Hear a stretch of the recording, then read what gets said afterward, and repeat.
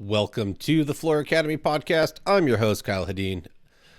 No longer owner of Illustrious Hardwoods in Mesa, Arizona. Still the owner of Illustrious Hardwoods in Mesa, Arizona. It hasn't been shut down. I'm not actively installing. And we're here so that we can discuss how to help grow your business. Joining me this week is Ken Ballin of Skyro Floors in Toms River, New Jersey. Friend of the show, coming back again. We just had him on, but this was lined up before that other thing happened, and that was just kind of a spontaneous, spur of the moment episode that you got as a bonus a couple weeks back. And today we're going to be talking about, you got any work? So I see that question a lot. The economy is definitely getting squeezed. We have reports from McDonald's that the lower income Americans can't afford their stuff anymore. Starbucks came out saying that their profits and sales are down, which means even the middle class can't afford their coffee anymore. And that all translates into, more than likely, most people aren't spending money on rehabbing their house, moving into new home sales are down, all of these things, right? I get it. It affects all of us and how we run our businesses and where money goes and how it's used. And so how do we get creative so that we can go sell projects right now to stay busy? It's not like it was 3 years ago, 4 years ago, where as long as you had a phone number and a pulse, your phone was ringing and you were landing projects left and right, and the money printers were on from the government, and it was easy. But that was the time, and we were talking about it on the show, when you needed to build up a war chest and you needed to come up with a game plan of how you were going to be able to build a brand and market your company for a time like this. So whether you did it or not, Ken and I are going to have this discussion. We're going to dive into what it looks like to start putting that plan into effect now so you can change the momentum of your company. You're not sitting at home. That's the name of the game. That's what we're here for every week on Floor Academy, is we want to help you get a lifestyle lift as a flooring contractor so that it's not ho-hum, I can pay my bills, but you are surviving. You're doing more than surviving, you're thriving. And make sure you check out flooracademypod.com, where there's tons of resources to help you run a more effective business, such as our business budget calculator that helps you figure out a day rate. Make sure you like and subscribe so that you not only get more of this content, but the algorithm will then put more of this type of content in front of you. So that's the advantage to you, is that you're telling it, hey, I like this kind of stuff, give me more. And, let a friend know as you're standing in line at the supply house that you're listening to it and what it's done for your business. And then you're growing the community so you have even more people to interact with. What else can we do? You can help support the show at patreon.com/Floor Academy. Even $5 goes a long way. Check out the shop. And I think that's enough shilling for me. We'll have Ken introduce himself in just 1 second. We have a quick word from Kronos Software. Where's my ad? There's my ad. If your flooring business is giving you headaches, Kronos is the remedy you need. Kronos Flooring Business Manager is an easy-to-use and affordable solution that simplifies and streamlines your business operations, managing everything from leads and inventory to scheduling installations, all in one user-friendly platform. What sets Kronos apart is its comprehensive suite of features, ease of navigation, and full integration with QuickBooks. It is cloud-based. It works. You can use it on the computer in your office. You can bring the iPad or other tablet out to the field, and you are putting everything in real time. Don't let your business be a headache. Choose Kronos for a smoother, headache-free business management experience. Visit kronossoft.com/academy today to schedule a demo. That's KRONUSSOFT.com/academy. Or just click on the link in the show notes. Kronos, fast relief for your flooring business headaches. Now, Ken, help me out. Give me that quick, who are you? What do you do? Why do you do it kind of thing? And then let's dive into, how do we market creatively? How do we stand out in a sea of there's less opportunities and there's more people looking to get them? Well, I am Ken Ballin. I own Skyro Floors out of West Creek, New Jersey. I install hard surface flooring and custom tile, and I help run a few of the online forums that you may or may not have seen over the years. Um, marketing, yeah, it's a hot topic, right? Mm-hmm. Business is cyclical. Business has always been cyclical. The economy is cyclical. There's the old saying that, hard times create strong men create weak times create weak men. And I just think we're in that part of the cycle, you know? Yeah. So I don't know that it's a limited market as much as a different market. The opportunities are there. They're just not sitting right on your front step like they were, not a long time ago. Mm-hmm. So we really need to kind of open our minds and get creative with how we're pursuing the jobs that we want and not, fighting for scraps. There's always going to be somebody that's lower priced than you. Let them have the scraps. You want to go after that higher end market all the time, regardless of what's going on in the economy. It's there. Well, okay, so let's play devil's advocate here. Not everyone can go after the higher end market. Not everyone can deliver there. And so I don't even want to look at this as go for a higher end market, go for this. I want to look at let's just look at what can we do to help our business, right? And I think maybe some of not even it's not even game changing. It's just things we're not doing. And so I'll throw this one out there. Okay. So you can go to the Ceramic Tile Education Foundation website, CTEF, and they have a PDF file that it's like 9 or 10 reasons of like what to look for in a tile contractor. And it talks about certifications and this, that, it's just 10 reasons. Download it. If you're a tile guy, download it, hand it over to them. Right. Or say, hey, this is a really good starting point. Take that, make your own. I did. I have one for Illustrious Hardwoods. And what I realized was that we go into homes and we're so big on education that we're giving the homeowner so much information in this 30-minute, 1 hour time frame that they can't remember it all. And so when they get the bids, right, they have multiple companies come out. If the homeowner's doing their due diligence, they'll have 3 to 5 companies come out and give them bids. They can't remember what 3 to 5 companies told them over the past week and who said what and why and how. And so it really does come back down to price to them because they don't understand how to tell the difference between apples and oranges, and they really truly believe it is apples to apples. But if you leave documentation behind, they can review that. And then it helps you stand out as to, oh, wait, this one is different and here's why. And that's just one way that you can do it. There was a pamphlet that I created that went along with it. But at a very least, you can leave behind some documentation that says, hey, this is what you should be looking for in a contractor to do for you. And then everybody else that comes through, how many do they get? 4 out of 10, 6 out of 10. If you're 10 out of 10 and nobody else hit on these other things that are super important, then, it might be a no-brainer for them. Well, and what makes you stand out from those other contractors that came in? If you're not offering anything different, if you're not being the standout superstar in your market, then you're just going to blend in with the competition. You need to really set yourself apart and find out what it is that does it.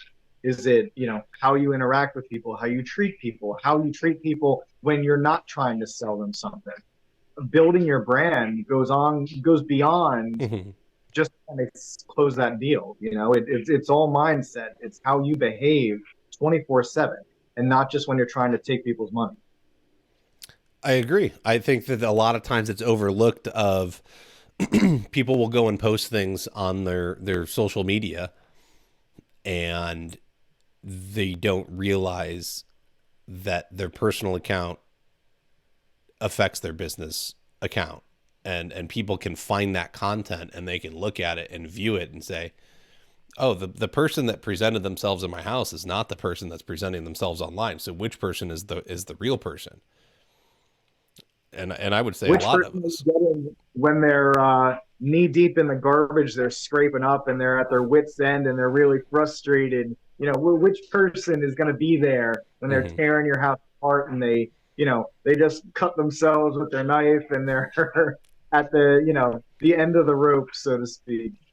Yes, it's there's an entire image that's created, and we have to look at that. And so how can you go and present yourself? What kind of materials can you create? I think another one that I really like is nobody's using lookbooks anymore, right? We all phones smartphones have changed the way that we do business, and that all of us are out, we're taking pictures with our phones and we have examples of everything, and we can be in the house and show the client and we're like, hey, look at our phone. Except I don't want to leave my phone with the client while I measure. All right. I'm not Yep. giving you access to my phone. I got too much stuff on there that's none of your business. But, and so if you go old school and you go back to when we were having to, take actual print photos and stuff, people would create a lookbook. And so why not take some of your best projects and your best pictures, put them in a book, and you go and you get with Mrs. Jones and you hear all about her stuff, and you let her show you around and whatnot. And then you sit her down, you say, okay, cool. I'm going to go measure everything. I'm going to look it over. Here's this. Why don't you take a look through it and see if you can get any inspiration from it. And it can start showing off all your projects. And again, you're a tile guy, so we'll keep this in the tile realm for right now, but you could make an a la carte menu in there, right? And so you could show a couple of benches and be like, hey man, a bench, bench is $800. Here's like a full wall niche that runs 1,000. Here's a couple of really simple corner shelves from this manufacturer. These only run, $200 each, including the shelf, right? But like you can make an a la carte menu with design ideas. And so they may have called you out and asked you like, hey, I just need a basic 3x5 tub surround. And you sit there and you start measuring it, but she's flipping through the book and all of a sudden she's like, oh, I like that. Can I get this? And what about like if we talk with that? So they're occupied, they're staying out of your way while you're doing what you do, but now you're upselling and you don't actually have to upsell. Yeah, you know what? I used to have that book that I would bring to all my customers, and my sales techniques have kind of evolved over Mm-hmm. the years. I used to have this binder with pictures that were printed out and like a little review that client wrote about their project. And I would same thing. I'm gonna go measure here. You just look through this portfolio, and they would just kind of flip through the pages. I've kind of switched over to obviously social media taking that over. And that really happens before they even make the call at this point. They're going through my social media before Mm-hmm. they even decide to make the call. But starting out with that book and giving that customer that's definitely a technique that can work in some markets for some demographics, because you're not going to have, you might, well, now who knows, maybe you do have, but when I first started my business, the majority of my business was retirement communities. Mm-hmm. So all senior citizens, 70 and over. They weren't on Facebook, they weren't on Instagram, they weren't on social media. So having that book, that physical book that they can look through, what was helpful.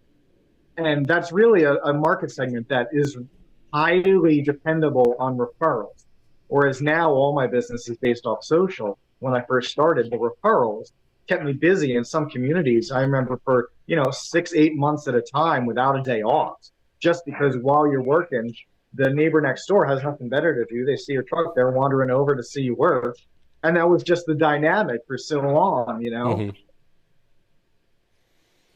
I I think there's a ton of ways to go about it. You have to find a way to get yourself to stand out. And so what can you do that you're not doing now that's like a low barrier to entry? Sadly, look, at the end of the day, I'm dealing with a contractor right now on my dad's place.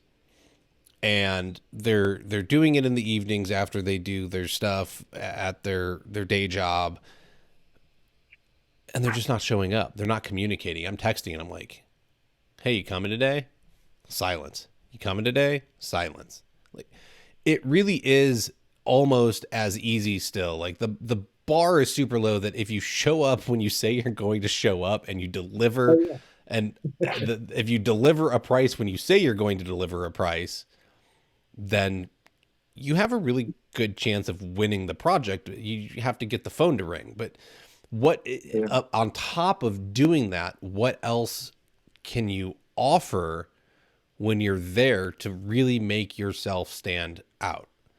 Because it's about just leaving all these little things behind that build on each other instead of going for bare minimum. And the fact that the bar is set at show up when you said you were going to show up and deliver a quote when you said you were going to deliver a quote is a huge problem within the industry. Well, in everyday life, like that's just, and this just kind of came to me as a metaphor, but like, I remember like back in high school when you were, going out with this girl and she brought you home to meet the parents for the first time and you were on your best behavior and yes, ma'am, no, ma'am, thank you, please, like all this stuff. And it was never difficult for me because Mm-hmm. that's just how I was raised with the yes, ma'am, no, ma'am, please, thank you. And, so that kind of dynamic and mannerisms and how I was brought up just transferred over into running a business. You say you're going to do something, you do it. You're polite. You don't you know exaggerate. You under promise, over deliver Yes. on every single job with every single client. And it's not difficult. It doesn't cost anything. It's just who you are. If you're a good human being, you'll succeed.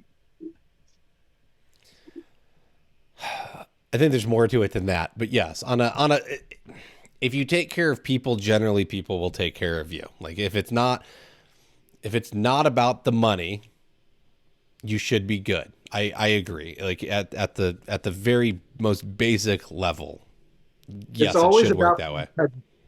It's always about the integrity and how you are with others. And even Yes. when I was slow with my business, my integrity kept me busy. I had contacts that would reach out when they knew I was slow. Hey, Ken, do you need work? Yeah, I'll take it. Hey, Ken, my relative has this project they've been doing. Would you mind taking it on? And yeah, you know what? No problem. I Mm-hmm. have those contacts because of how I've interacted with others. So at the very basic level of the conversation, you know, what you put out into the universe, you put good out into the universe, good will come back to you. I agree. It's how you handle it all. I wanna run an idea by you, and then maybe we can play with this. So Okay. I've been a lot of times we don't even talk about things that are included in our services. And so if we're going to talk about getting creative to find work, again, you don't have to reinvent the wheel. Some of the stuff you're probably already doing. Sand and finish guys don't always advertise that they do dustless sanding and they have all these fancy vacuums that suck up all the dirt and it keeps the house clean. Why? I understand that there's a lot of companies that do, but bring it up. It's important. People love a clean house, right? So a lot of us offer warranties, right? And it's a lot of them can be through manufacturers with system warranties, things like that. And so I've been thinking about a lifetime warranty program for installations.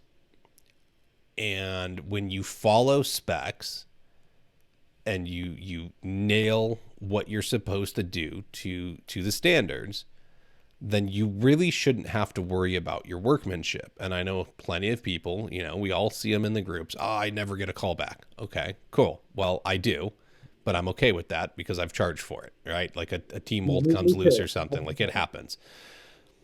But I believe in my work overall. So assuming, rough numbers here, folks, assuming I can do one project a week, I'm going to do 50 projects a year. And in a week, you're going to produce the same amount of revenue because you're charging by a day rate. So you're pretty consistent here. So in order to offer a lifetime warranty, you have to build up a savings.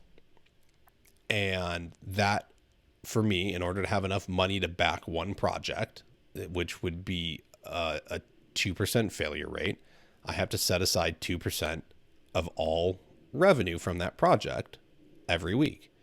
And at the end of the year, I'm going to have 100% of the money needed to replace one shower.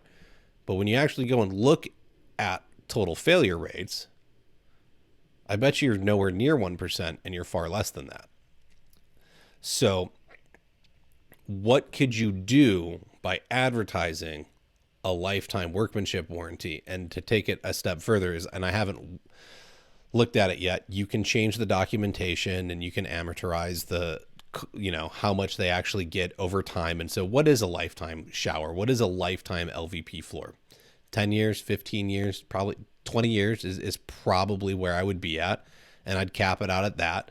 And so, if it fails within the first year, it's 100%, right? We're just going to replace it. No problem. But if it fails in year 17, I'm not going to compensate you for 100% of it. You're going to get, what's left on that, maybe 20% of the value.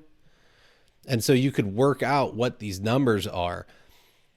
But when you're going and selling, now you're selling, hey, I offer a lifetime workmanship warranty. So not only do you get a lifetime backing from the manufacturer from the system on their product, but I'm going to guarantee the workmanship for this long. And, there's terms and conditions behind it and whatnot, but you can protect yourself. So what do you get to do on top of that?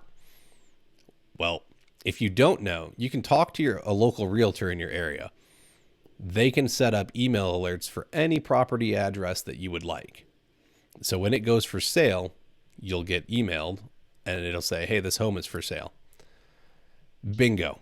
Every home you do, you put a lifetime warranty on. And then when it goes for sale, you're going to get a notification because you've got a friend that's a realtor that's setting up all these email alerts for you. So in a couple of years, all these homes start going for sale. You get to go inside of every single one of those homes and you're going to put in marketing info because I don't think legally they can put it in the listing is what I've found out. But that doesn't stop you from putting flyers on the kitchen island and in the bathroom saying that Skyro floors or illustrious hardwoods offers a lifetime transferable warranty on this shower, this floor, this backsplash, this whatever you put in. And so that's the key, is that if you truly believe in your work, what does it matter if Mrs. Jones or Mrs. Smith owns it? Who cares? So you just said a word that kind of stood out to me, and you said transferable, because typical warranties are non-transferable. Exactly. This is the key to it. So personally, I have always offered a lifetime warranty on my installation, and that warranty is based on my life, not when the house is sold, not when the person that bought it expires. It's if I'm here and it's because of something I did, I'm going to fix it. And I always use that as a marketing tool to all my clients. How many times have I ever had to replace something because of something I did? Zero. Yes. I think in my years of business, I've never had something where, oh, I screwed this up. Now I've got to fix this, and on wood, because, that's how karma works and me opening my mouth. But, I think that typically around here, warranties are about a year. Exactly. But, depending on, so if I'm installing for a contractor who is, redoing this house, his warranty is a year. Well, mine doesn't really matter. And I don't always have contact with the end user to explain to them that, oh, you have a lifetime warranty through me. And then you get into kind of stepping on each other's toes. So, I mean, as long as you're aware of the client, aware of, the end user, I say absolutely, lifetime warranty, that's fine. I would be very specific in my literature about what exactly that warranty covers. Oh, yeah. Because if that floor, turns white a year after and it's a clear manufacturer's defect, I'm not covering that. But, if I didn't do the prep required, if I pinched down a floor and didn't allow expand, yes, that's on me. And I'm all about covering that warranty for that client, regardless of time frame. If Yes. it's something that I can do and I'm going to stand behind my product, then it doesn't matter. I'm going to cover it. I'm at a point in my career where if I screw up a shower, I can replace it. I have the materials, it's labor, it's on me, whatever. If I have to cover $2,000 from a plumber because I goofed something up, then so be it. But, getting your business to that point where you can do that is a big step. Yes and no. I think it comes down to you could do it from the beginning. You just have to plan for it, charge for it, and save for it, which again, that's why we're here, right? We got to understand the numbers. So the keys here are, one, you got to charge for it, and then you got to set up the bank account legally. Like when you buy a car, Ford or Tesla, whoever, right? They offer you, there's some kind of warranty on mileage or powertrain and years and miles and all this stuff. All of those companies legally have to set aside a certain amount of money based on prior history of what warranties have looked like. And that money just sits in an account for years and years until it says, hey, okay, you don't need any more, right? And so you need to build up the account. You need to have the money sitting in it. And there's nothing wrong with that. And so it's just a liability account. And eventually you can get access to it, or you can stop having to put money in it if you build it up big enough and you have X amount of showers hitting a certain point and they start aging out, then that money becomes accessible again. But it's just accounting for it. And so the key here is transferable, and you get to put all kinds of terms and conditions, right? You get to become like the manufacturers that we all hate and say, oh, the stipulations are too hard, they're impossible, it's always the installer's fault. You get to become that guy. So another benefit of this system that I'm trying to work out and create is you get to put in how it needs to be maintained. However, you become the only company that offers those cleaning products. So you can find a cleaning product that isn't easily available online that they can't purchase, right? We can go on Amazon, we can go to the local store. And like Bona's a big company that's well known that makes cleaning products for hard surface floors. I can get Bona at my local grocery store. I'm not going to offer Bona. Fila is a company that I know of that now makes an LVP cleaner, but they have a bunch of tile stuff. I don't know that Fila is as easily available for the average consumer. So I could get their stuff. I could look at white labeling a product, and now all of a sudden I've got Skyro floors cleaner, I've got illustrious hardwoods cleaner, I got whatever I want to call it. And I white label this product, but your warranty, your lifetime transferable warranty is null and void unless you use my cleaner. So if you're not coming back every couple of months to me, I know that you're not using my cleaner. But now I've built in a recurring revenue stream. Huh? I said, or you're just dirty and not cleaning your floors at all. Well, there's that too. But if you don't come back, if I give you a complimentary bottle when I install a shower and you don't come back in like a year, that's a problem. And if you're not cleaning it, then you're not maintaining it, which again, your transferable warranty is null and void. So like I've built in protection, but I've also built in a small recurring revenue stream. But if you're looking at this as you grow your company and you can do 50 projects a year, and after a couple of years, maybe that equates to only 35 or 40 new clients a year. Okay, cool. I get all of them on, an $8 bottle cleaner that I've got a 50% margin on. So I make $4 a bottle. And after 10 years, I've got a list of 500 people. Well, let's say the bottle lasts 3 months. So that's 4 times a year. 500 people are giving me $2,000. So that's $8,000 a year in revenue just on cleaning supplies. Well, and it all adds up. But the nice thing about that is that it's going back to that brand building. So, Mrs. Jones, who lives in that retirement community that we talked about before, she's got this bottle of cleaner that she's using to clean her floors. Mm-hmm. And, Miss Ruth across the street is coming over for coffee and to play canasta this morning. And she wants to know, hey, what do you clean your floors with? I use this cleaner from Skyro Floors. He put in my floors and he got me this cleaner, and I'm using this every, a week or two. Well, now, she might be calling me just for that cleaner, but now my brand is in the back of her mind. So she's using that cleaner, and I didn't even install her floors. But you know what? Her floors are a little beyond what that cleaner can handle. So now she's calling me to replace those floors. So now I've got her. That's right. You're putting it all together. While I'm over here, then, Mr. Smith across the street sees my truck, and he saw my truck here and there, and he's got to know what's going on. So he wanders over. It's all about this mentality of building your business 24/7 constantly. You can't just turn it off when you stop installing. If you own a business, you're the business owner first, and then your installer second. And you have to think of it like that. Yes. Couldn't agree more. And you're putting the dots together that you see it. You get what I'm going after here. But if you want to stand out, this is a way that you can stand out. One, everybody in my area in Arizona is required to put a 2-year workmanship warranty on their installs. That's what it is by law. It's not 1 year.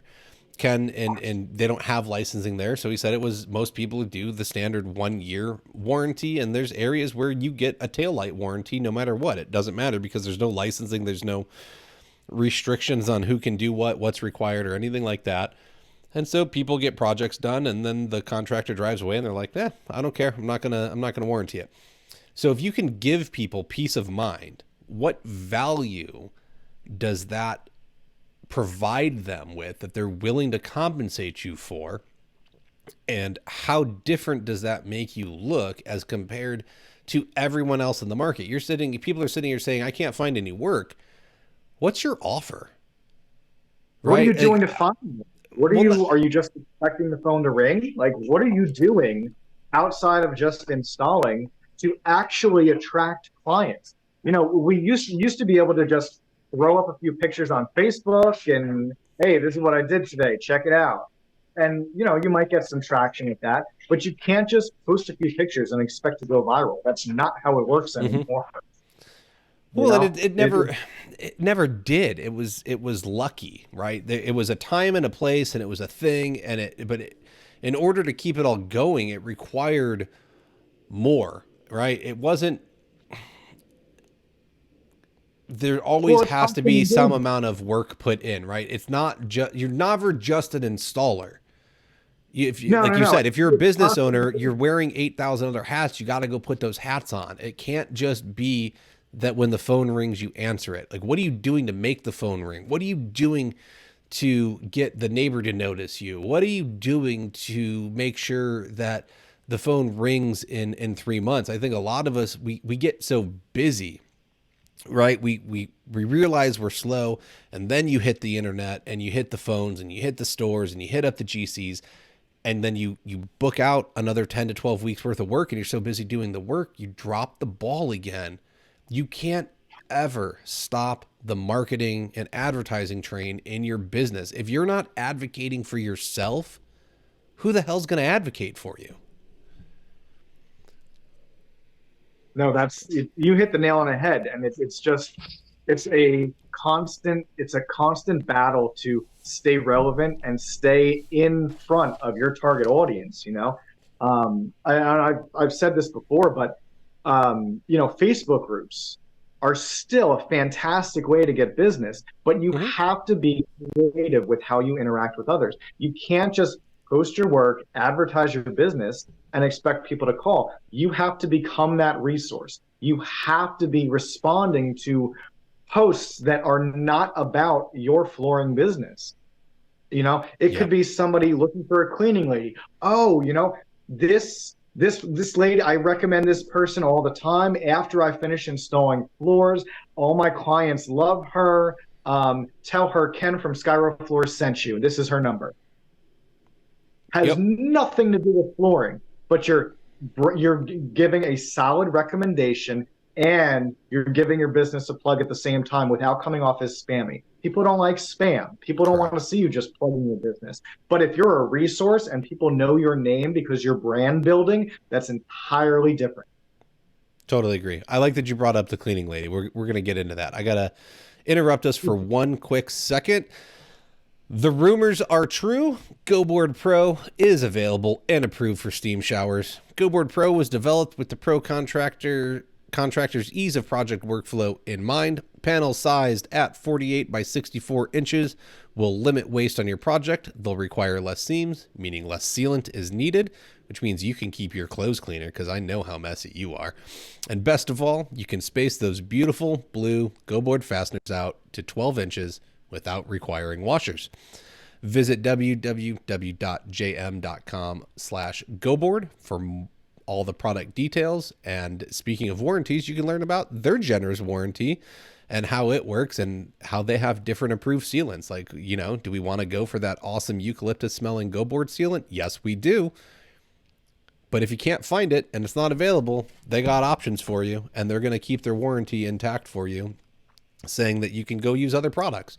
And that's one of the reasons that makes GoBoard so easy to work with is there's options. What options are you giving your client so that you make it easy to select you over everybody else? And there's so much more value packed into what you're offering versus everybody else, right? I need to actually let them know that I have the apple and everybody else is an orange, and there is a difference. It's not that I'm $3,000, $5,000, $10,000 more. It's that how could you not spend that money? Because look at everything I'm including with it. So thank you. We're combining episode and ad here, but thank you GoBoard for, sponsoring us. So Ken, you brought up a cleaner, and this is something that I've always kind of thought about, and I never implemented into my system, although I have 2 clients through the masterminds that have done it now. You want to stand out? You want to be able to sell more? Why not include a complimentary cleaning after the fact? Go find a local cleaning company, strike a deal with them, and, find out what they would charge on average to do, whether it's a bathroom, just a bathroom, just a bedroom, are you doing the whole house worth of floors, whatever it is, right? Get some basic numbers from them on different sizes, however they judge it. And when you go bid a project, include a complimentary cleaning, right? It's complimentary. I'm doing finger quotes for those that can't see the video. You build it into the price. You charge twice what they tell you, right? If it's just a bathroom, what are they going to tell you, right? It's like $50. So you add $100 to the bid. Your bid going from $5,000 to $5,100 is not the deal breaker. But their bathroom getting a professional cleaning when you're done, what does that sound like to the homeowner? You know what? That's a fantastic point, and I've actually done it before. And I'll kind of give that homeowner the option of, and then now some people are, no, I don't want anybody else in my house, and I like to clean it myself, whatever. Mm-hmm. But generally speaking, if you throw in a complimentary cleaning, and that could be of just the space that you're working on, or if they want to upgrade for $50, we'll do the whole house. Yep. And in my market, when, it's second and third homes and they're not here and they don't live here all the time, to get their whole house clean before the season, like that's a nice little bonus. And it's not going to be a very expensive, thing to offer. But it's one of those little things that will set you apart, absolutely, from everybody else. Definitely. For my carpet guys, we don't talk about carpet enough on this show, and it's because I don't understand carpet, right? All I know is that fuzzy side goes down and I put it in the trash can. That's what I know about carpet. Ken's just laughing. Don't correct it. Just leave it as it is. We'll see who notices. No, I'm going to let you sink your own ship on that one, brother. There's no ship to be sunk. It was set on purpose. Fuzzy side down. But why not partner with a carpet cleaning company? You don't have to offer the carpet cleaning yourself. Go partner with the carpet cleaning company and include, once again, a complimentary carpet cleaning in 1 year. So you can just get back to building your circle, building your brand, building your circle, bring these companies into your circle that benefit your business and network with each other, work off each other. It doesn't have to be just cleaning though. You can incorporate, a designer, a contractor, you can expand this field and you network with these people and you can refer business to each other. You can also integrate them into your social media marketing. Correct. If you're tagging this designer, this local designer, and you're doing collaborative posts, that's going to build your brand awareness in the community. And also, even these contractors that aren't on social media, there's a ton of them that don't do social media. But if you come to them and say, hey, I'd like to, collaborate on this project, and I want to do some social media stuff and appeal to some, higher end clientele. These are the key words that contractors love. You want to put them in front of high end clientele, and that's not going to cost them anything. Mm-hmm. It's just going to, make a relationship that's mutually beneficial. Definitely. Again, for my carpet guys, let's throw this one out there. My understanding is that as long as you power stretch carpet, it should never need to be restretched unless the carpet gets cleaned improperly, and then it messes up the stretch on it, and it'll start wrinkling. So as long as you actually install carpet correctly, it should never wrinkle. Why not offer lifetime free restretches when you sell every carpet project? Because a lot of people think wrinkling in carpet is normal, but if you installed it correctly, it's never going to wrinkle. So they see this huge benefit of, oh my gosh, anytime it wrinkles, he's going to come back out and he's going to restretch it for me. You're never going to have to go back out. And if you do, it's because they dragged this giant piece of furniture across it and screwed it up, or they had the carpet cleaning company come in and they screwed it up, and then you get to point those things out, but they can't have the carpet cleaning company screw it up because you already offered them a free complimentary carpet cleaning through your preferred vendor that does it the right way and doesn't cause these issues when you sold them the carpet in the first place. And then you put in your terms and conditions that they can't drag 400-pound entertainment centers across the floor, otherwise it's going to screw it up. So where's the downfall? Like, what? It's stuff that you're already doing. It's all about just brand sell building. it, That's right? Building more market. Put it in front of people, and you can change what it is, right? You're slow, you can't find work. The opportunities that you get are even more important, so that when the phone does ring and you do get in front of somebody, how are you changing what you're offering them? Because what you are offering, you're sitting on the couch doing nothing. But you keep going and doing the same thing and expect a different result. Go change your pitch and you will get a different result. What's that? The definition of insanity? Doing the same thing over and over again, expecting different results. That's it. We've talked about this idea of brand building, but what about those guys that are, maybe they're not quite there yet. Maybe they're just starting out. What can they do to kind of start on that journey of brand building? I recently, now again, so I have to switch mindsets and kind of go back time. Go back to a time where I was hustling, badly at times for new clients. Back to a time when I didn't know what I knew now. Back to a time where it was really heavily word of mouth, heavily referral, and everybody is, right now, what can I do for work? And you have these people answering with, well, word of mouth, word of mouth. That doesn't help the guy or girl sitting home on the couch doing nothing, So what can I do as a business owner that's slow to actually increase my business? And my answer to that is step out of your comfort zone, step out and start volunteering, step out and, go. When my kids were little, I coached soccer. You know what? My big old Skyro floors van was on that soccer field 4 times a week. That's brand building. That's stuff, that's easy stuff that doesn't cost anything, and you're putting your company out there. It's free advertising. Go coach sports. Go volunteer at, I just volunteered at this at the high school for building the sets for the play. My truck was at that school every day for 2 months after work, Yeah. And even, I decided to sponsor a page in the program. So my logo's in the program. And, quick funny story. We're sitting at, one of the nights at the play. I like to go see it the first night and the last night. And, Okay. That's my thing. We're sitting there on the first night and going through because I always want to see where the ad is. And the couple like in front of us is flipping through it, the program as well. And she sees my logo and she says, I just saw that guy. And her husband goes, What? What are you talking about? She goes, I saw that guy with his face, and he's got his face on his shirt. And I think she saw me at Wawa or something like that. But that's brand building, that's Mm-hmm. marketing. Free, it didn't cost anything. It's just my apparel with my logo.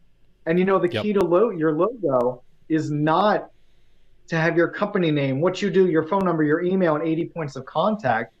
It's just having your logo on Yeah. your shirt and brand recognition.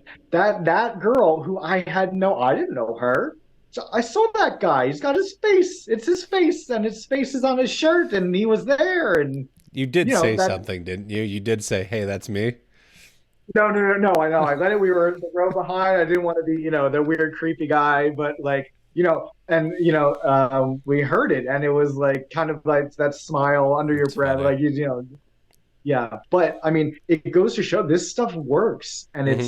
it doesn't cost anything. It's just part of what we do, and the more you get out there in the community and volunteer and make yourself known, that's huge. If there's no reason to be sitting home on the couch, go take a walk in the park. Make sure you got that logo on your shirt because that's brand building. Mm-hmm. But go walk the dog. Go, walk into the store around the corner, say hi, network, walk into the local hardware store, take a look at the tools that you're not buying because you're sitting home on the couch. But that's okay because you're just, Yes. out and about. Be out. Don't sit home feeling bad for yourself. Well, Go and out and take. I get it, right? You're sitting home. There's no income coming in. You can't. Oh, I can't drive around. I can't afford the gas. I can't. Cool, man. You got You feet. can walk. You can walk. Yep. You can ride a bike. Steal your kid's bike, right? Like go out. Go somewhere. Go hit up every restoration company you can get to. Go hit up the GCs and the builders. Go talk to the designers. Go into the showrooms. Go to the retail. I don't care where you need to find work. When you're not busy, you know, beggars can't be choosers. Like you got to go find it where you can get it. But there is plenty of opportunities. I think a lot of people dislike restoration companies. They feel they don't pay, and they can be difficult to work with. And some of them, you got to deal with net 30 pay and all this stuff. One thing I recently learned is that the bidding system they use, like the estimating system, it's called Exactament. A lot of them use. And the reason why we think they don't pay well is because we bundle so many things and we don't realize it. So in the Exactament system, I had a wood guy explain it to me, and he was like, well, staining's a thing and water popping's a thing and sanding is a thing, and All then different lines. like every single thing was a different line item. Being able to offer dustless was a line item. And so we're bundling all of these things together, and we're like, well, staining is water popping and the stain and then the cost of the stain, and it's this cost. And they're like, nope, water popping is this cost, staining is this cost. And so you turn in these bids and you're missing tons of revenue potential. And so by going and trying to work with these companies, building this relationship, sitting down and having the conversation, being like, hey, help me be more effective for you, because if you can turn in a higher estimate, the restoration company makes more money too. So it's in their best interest to explain how their system works to you. Well, Go and a buddy work of it mine out. was doing that as well, and he was explaining it to me like when people have floods or whatever, they would pay per fan that he Mm-hmm. put in the basement. So if he's got 8 little snail fans, air movers, he's getting paid for each one, not just one, not one fee. That fee times 8 because there's 8 fans. And if you're getting into that work, and you kind of mentioned this quickly about people complaining about not being paid. And, my thought with that is a little less pay is better than zero pay. So kind of weigh your options here. Because if you're Well, sitting home on the couch and you can't be picky, you get your hustle look, on. but you still need to be. I'm not. I would never tell anybody to give the shop away. We've had that conversation before as well. But if you're to that extreme where you don't have work and you're literally sitting home, well, swallow your pride a little and make some concessions. I think look, I'm not going to we talk a lot on the show about, know your worth and know your value and have a day rate and go make your money and build the savings. I'm all for it. But I'll tell you what, if I could not pay my bills, I have a McDonald's half a mile from my house. I am marching to that McDonald's. I'm swallowing my pride, and I am getting a job, and I'm making fries and flipping burgers, and I'm paying the bills so that my kids can eat and my wife can continue to have a home. No questions asked. Am I going to be happy about it? No. Am I probably going to get fired because it's me and I'm going to run my mouth at the manager? Yes. Can I make a paycheck for 2 weeks? Yes, I can. So I'm going to go do what I have to do. So if it came down to it, right, and I'm the day rate was like anywhere between 1,000 to 1,200 as I was shutting things down. Man, if I wasn't able to pay my bills, I got to go make my $500. I'm going to take the lowball offer. I'm going to if you're sitting on the couch and you really can't do anything, go do what you need to do to pay the bills.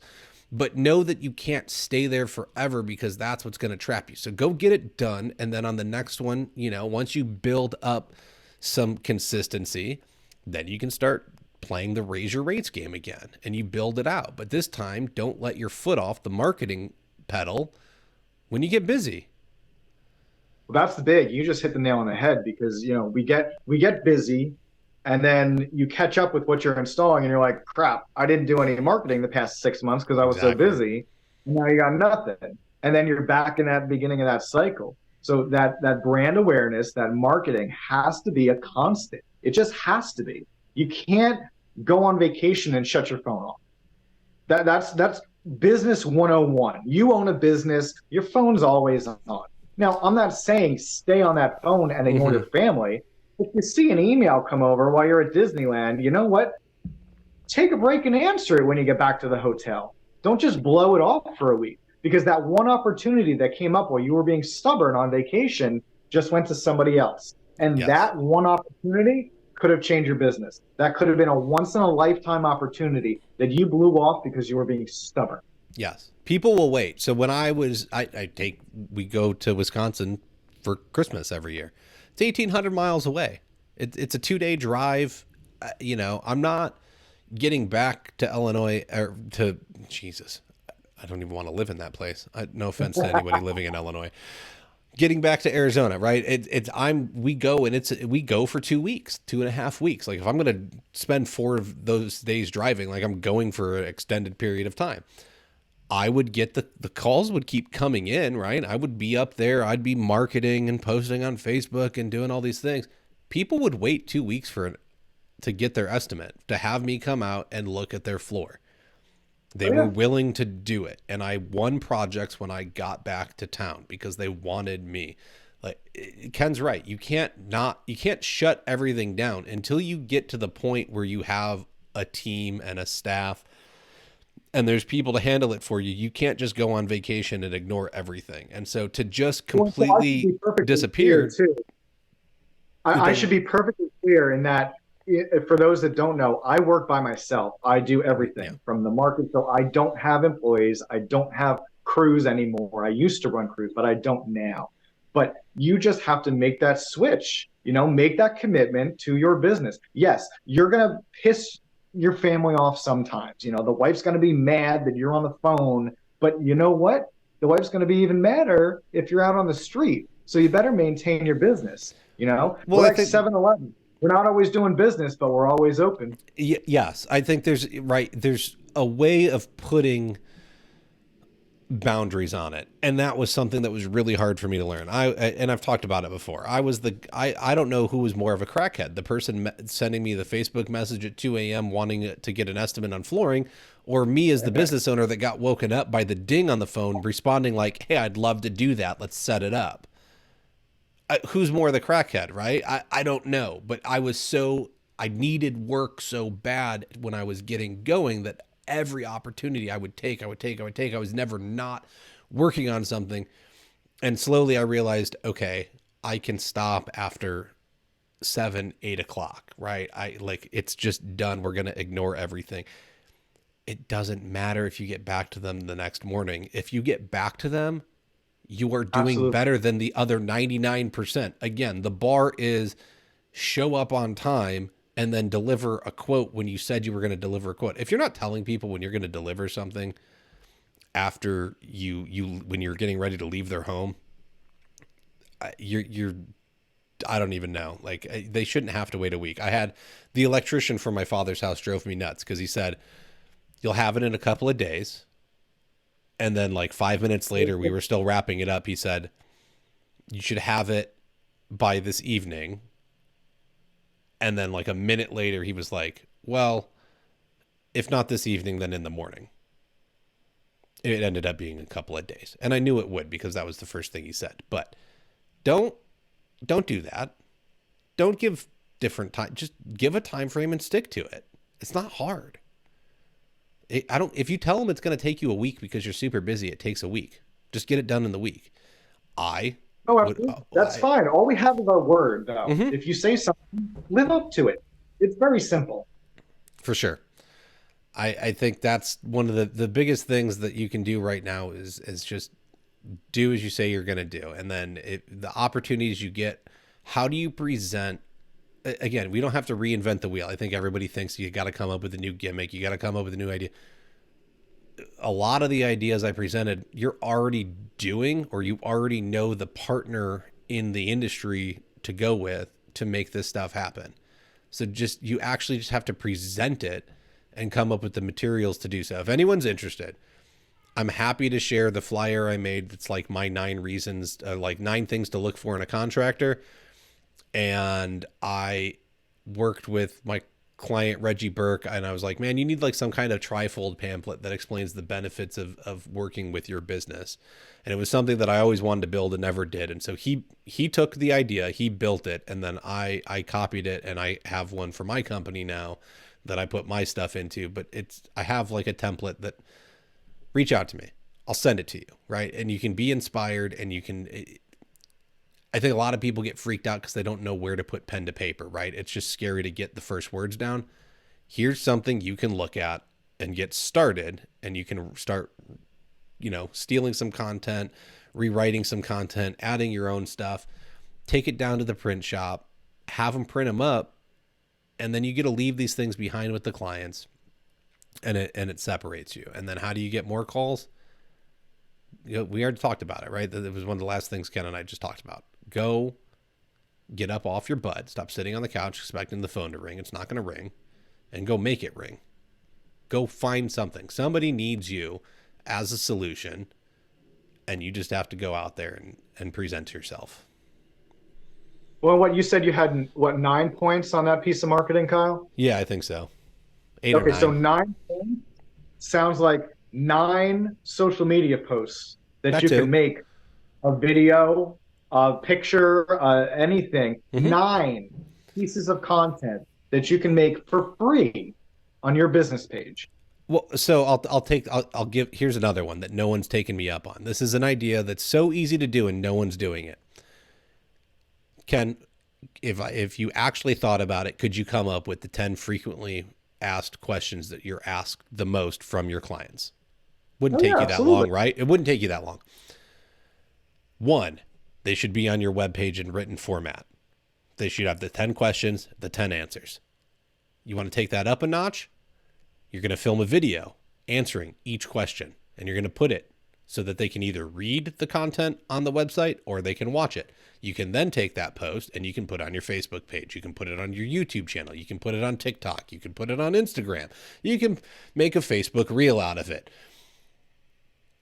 Now I have all of this content on each different platform and say, piece number 2 is over on LinkedIn. Piece number 3 is over on Insta. Piece number 4 is on TikTok. And now you're building your brand and having them traverse all these different platforms that they might not even know they like using. Who knows what else tried on LinkedIn. I'd argue that that's a bad idea. Usually the platform they find you on is their preferred platform. And so by making them jump around is probably not a good thing, because they're going to be like, well, I don't want to go over there. I don't like that platform. A variety is the spice of life, brother. Could be, but I can just give them, I can just feed them, spoon feed them where they're at. And so you can try it. Maybe it'll work. And to try new things. Yes, I'm with you. You could try it, and if it doesn't work, you go back to the old method. But I think that it's low-hanging fruit to reach an audience and give them the answers. Like, how many times do you get asked, you know, can I, for anybody that does LVP, can I install it over tile? Jeez, just put it on your website, make a video, put it on the YouTube and the Facebook, and then even if you're asked, all you have to do is say, yes, you can, but there's stipulations. Here's a video I made about it. End of story. Copy and paste. Done. And you don't have to type up the long diatribe again and spend 20 minutes answering all the questions, because you already have a piece of content that does it. And I guarantee you, once you answer those 10 questions, people are going to start finding them. They're going to start learning and getting educated. You're going to start getting 10 new questions. And then you get to make 10 new answers. And that's another thing too, is learning about how the searches work and using the right hashtags for the clients that you're trying to attract.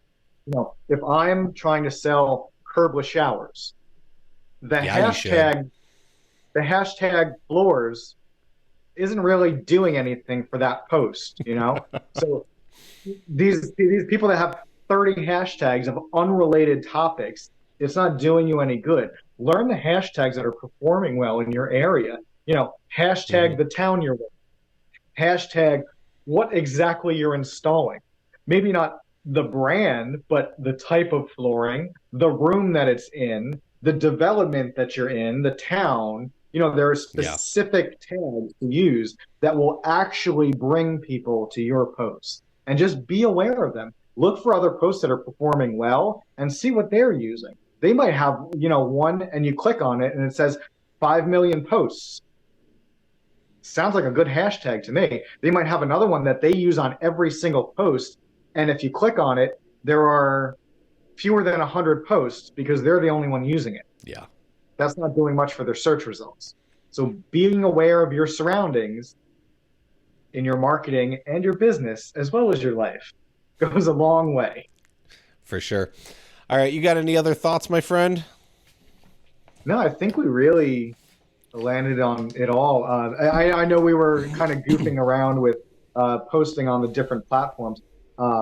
But, you know, it's important for social media, which again, we'll say is free, to, you know, spread the seeds, you know, jump over to LinkedIn, because LinkedIn is a highly underutilized platform. And with our first thing with LinkedIn, especially, is that we think, oh, well, it's just business professionals networking. Yes. But when those business professionals are sitting in their office goofing around on LinkedIn, and your tile install pops up on a random LinkedIn reel, like, that's something that you might not be thinking about going after, but there's a viable market, a market segment that has money because they have a job, and, you know, you're just neglecting completely because you think LinkedIn is not for your client base. So be aware. It's not all about Facebook. It's not all about Instagram. Explore LinkedIn, explore TikTok, explore Pinterest, explore all of them, and see what's working for your market. Yes. There's a different audience everywhere. You have to identify who your audience is and find how to reach them the best. And once you build a client avatar, you will way better be able to identify who your client is and what they like and what they do. And you can take it a step further. And a lot of people name them, right? And so instead of just being Mrs. Smith, like, you can build out an avatar and you can name her Aubrey, and you will know everything about Aubrey and why she wants to get her nails done over here, and that, you know, she takes her kids to this place for music lessons, and you know all these things about them, but then you understand their lifestyle and you know where to go hit them. So if you're sitting on the couch, Stop watching the infomercials in the middle of the day and stop watching. Is Jerry Springer even still on? I don't even know if the guy's alive. Oh, Jerry's cat. Love you, Jerry. Yeah, sorry, Jerry. But there's, okay, you got options, right? You can watch trash. This was my thing when I started the podcast. This is why I went looking for a flooring podcast. I can continue listening to the same music I always have been, or I could fill my time during the day as I was working with something that would educate me. I hate school. I've learned that I like learning. I hate school. I don't want to follow your system. I don't want to be told how to do it, when to do it, and why to do it. But if I pick a topic and I want to learn about it, I can go do it, right? So you're sitting there doing nothing. You can watch your reality television. You can watch your daytime soap operas. Or you can turn on a YouTube video that teaches you something about marketing, advertising, how to better understand the numbers in your business. You're not doing anything, but that's exactly the time when you should be doing anything to further your business forward. It's all in how you invest your time. It's the only thing we can sell. It's the only tangible thing that we have in life is our time, and it's super valuable. And yet most of us end up in situations, and I do it all the time. I just binge watched all 11 seasons of Shameless over like a week and a half. It was absolutely pathetic. I was watching like 7 episodes a day, so it's like 7 hours. That did dance in the house. Okay, it added nothing to my life. That's 7 hours a day down the drain of watching garbage television. And the series only got worse as it went on. The first couple seasons were good. The rest of it ends really badly. But it was like, I look back and I'm like, what could I have done with 7 hours had I put it here or here or here? And we all have to enjoy ourselves once in a while, and that's why I did it. Now I'm going to probably go on the opposite spree and put 7 hours a day into something moving the business forward. But just look at how you can use your time to better move your business forward, right? You just got to make the decision that you want to invest in yourself, in your brand, as opposed to, oh, I'm so tired and worn out, I just want to relax. Do you have time to relax? Can you afford to relax? Probably not. I can't, but I do anyways, and that's a problem. At least I admit it, right? Like, I want to be here. Like, I'm going to admit that I have a problem, and I will often slack when I know better, and that's why the brands only got as far as they have so far. I'm the linchpin. I'm the thing holding it back. I'm my own worst enemy. I think we all are to a degree. Everybody gets into a slump, and everybody gets into that, that feeling bad for themselves and woe is me and life sucks and the world's against me. Mm-hmm. And I think it's important to just recognize when you're going through that and, make the commitment to change your mindset.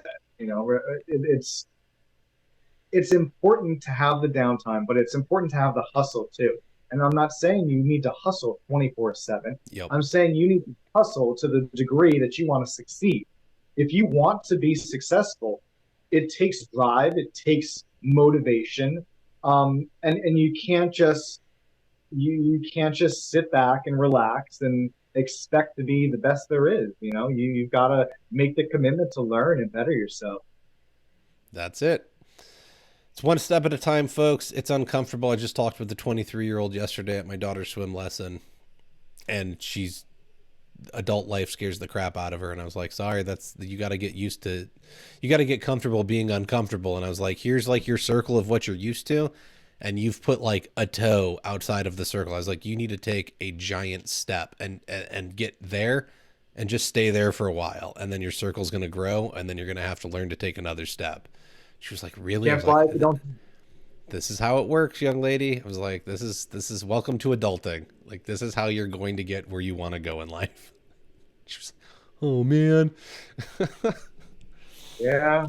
But I didn't have anybody at 23 telling me that. There's nobody. Yeah. So I hopefully she gets a great leg up. But it's interesting when you have these conversations. So look, everybody, I hope that this episode helped you. I hope we gave you some ideas and some thoughts on what you can do. I know it's tough out there. I know that the economy is in a crappy situation, no matter what the television is telling you. We're all going to do our best to get through. We're going to do what we can. But I think that's what it comes down to is look, you decided to own a business, which means you took your livelihood in your own hands. Get up off your butt and go do something about it. Because that's what you told yourself when you put your livelihood in your own hands. You said, I can do this. So Ken's right. We got to stop feeling sorry for ourselves. Get up, dust ourselves off, get back on the horse, and go for another ride. And maybe this time you stay on the bull for 8 seconds. That's nice. I like that. Okay, well, good, because it came out of nowhere. Sometimes the best thing to do. That's this whole show is the best thing, and it comes out of nowhere every week, folks. All right, I think that'll do it for us. Ken, if anybody wants to reach out to you, where can they find you? I am always available on any of my socials at Skyro Floors. I'm very easy to find in the online communities. And, just remember, take that step in your business, make the commitment to yourself and your family to do better. What you put out into the universe will come back to you tenfold. What other goodness can I impart before we depart? Kindness always wins. Remember, we rise by lifting others. Give somebody a hug today.